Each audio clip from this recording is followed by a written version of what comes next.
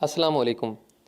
आज इस वीडियो में हम आपको लाल तरबूज की शनाख्त के बहुत ही आसान तरीके बताने जा रहे हैं। लेकिन इससे पहले अगर आपने इस चैनल को सब्सक्राइब नहीं किया तो इस चैनल को सब्सक्राइब करें, इस वीडियो को लाइक और शेयर करें। अक्सर औकात आप तरबूज ख़रीदते वक्त इसके टुकड़े को देखकर इसके मीठे होने का अंदाज़ा लगाते होंगे, लेकिन इसके बावजूद भी तरबूज जब फीका निकल आए तो फिर मज़ा कुरकुरा हो जाता है। लेकिन आपकी इस मुश्किल को हल करने के लिए पके हुए लाल और मीठे तरबूज की शनाख्त के आसान तरीके बताए जा रहे हैं। गर्मियों के मौसम में तरबूज का एक इकॉनमी और आसानी से मुयस्सर आने वाला फल है।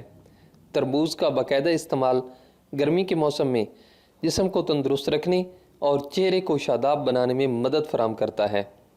इन सब से बढ़कर इसका ज़ायका उस वक्त अच्छा लगता है जब तरबूज मीठा और पका हुआ हो, और बहुत से लोग तरबूज ख़रीदते वक्त इसके टुकड़े को देखकर इसके मीठे होने का अंदाज़ा लगाते हैं। लेकिन आपको हम आज बताएंगे कि आप इसकी शनाख्त किस तरह कर सकते हैं।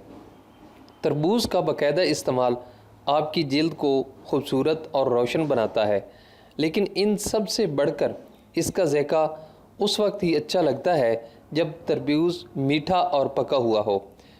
तो सबसे पहले यकसा गुलाई और हमवार फल। ख्याल रहे कि तरबूज हमवार और यकसा गुलाई के साथ हो और इस पर कोई ख़ास निशान, कट का निशान और कहीं से भिंचा हुआ ना हो। इन निशानात और गैर हमवार सतह का मतलब ये हो सकता है कि नमो के दौरान तरबूज को अच्छी तरह सूरज की रोशनी नहीं मिली है, जिसका मतलब है कि फल मुकम्मल तौर पर पका हुआ नहीं। इन निशानात का मतलब ये भी हो सकता है कि तरबूज को काश्त के दौरान पानी की अच्छी मिकदार नहीं मिल सकी। दूसरे नंबर पर इसका वज़न मालूम करें। तरबूज को हाथ में उठाकर ज़रूर देखें और तसल्ली करें कि इसका वज़न इसकी जिसामत से ज़्यादा होना चाहिए।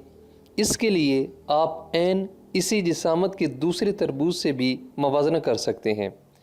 अब जो तरबूज भारी होगा वही मीठा और तैयार होगा। इसी असूल को दूसरे फलों के लिए भी आजमाया जा सकता है।